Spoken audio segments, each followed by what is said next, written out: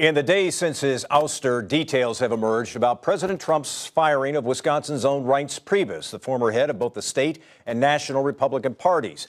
Last Friday, the president tweeted that Homeland Security Secretary John Kelly would replace Priebus. A Politico pool report said the presidential motorcade immediately dumped Priebus at the airport. Priebus later said he resigned on Thursday. He was supposed to be Trump's conduit to Capitol Hill, and he's close to House Speaker Paul Ryan. We're talking about the Priebus fallout today with ABC political director Rick Klein in Washington. Rick, always good to have you on the program. And let me begin with a very simple question.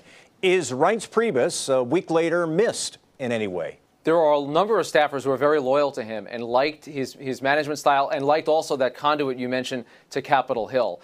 John Kelly brings in a much different style, and he is much more controlling of access. But keep in mind that Reince Priebus was given a managerial structure that was almost unmanageable because there were so many people that had that direct access to the president. So a lot of people are welcoming the John Kelly era, but they're also a little bit hesitant about what that means. And I think Reince has a lot of friends both at the White House and on Capitol Hill.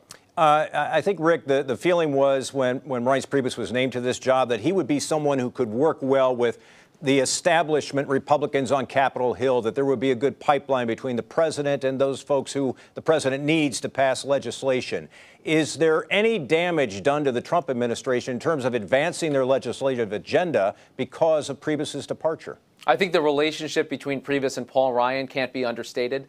I also think that there's certain accomplishments of the administration, like that Foxconn announcement. There was a certain Wisconsin appeal to Reince Priebus that helped with Paul Ryan and helped the president deliver on his agenda. There's no question in my mind that those aspects of his leadership through the RNC, those relationships, his relationship with the donor community, all that will be missed. The Trump White House brings in its own style and its own team, and they don't have a lot of people who are ready to pick up the phone and talk to people on the Hill or talk to donors. They're just not that comfortable with it. That's one place that Reince Priebus was very, very comfortable. Does Priebus's exit and sort of the way it went down affect the relationship between Donald Trump and Paul Ryan in any measurable way? I think it has to. I think Paul Ryan and Reince Priebus, they're around the same age, both from Wisconsin, of course. They came up together, and there was a certain level of trust that they had together on this. Now, the House has been prickly at times. It hasn't been the strongest of relationships, though you've seen Paul Ryan sort of fall in behind the Trump agenda. I think Reince Priebus was able to make that case and make it easier. So I have no doubt in my mind that the relationship will be different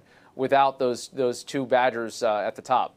Rick, let's talk for a moment about Reince Priebus's future. Still a relatively young guy. What are you hearing? Well, I think he's going to find some opportunities in the private sector. He's remaining pretty loyal to President Trump in what he said publicly so far. He believes, I think, strongly in the mission. Personally, I'd be surprised if his name doesn't make it onto a ballot in Wisconsin at some point. He's only 45 years old. I think he has an opportunity to make some money in the private sector, but I'd be surprised if he's not back. I've also heard people speculate that he may be the longest serving of the Trump chiefs of staff when it's done. So I feel like how the Trump years go will be important in assessing Priebus's legacy in that job.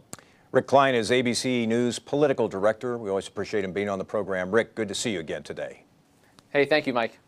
And coming up next, what do Wisconsin and Connecticut have in common?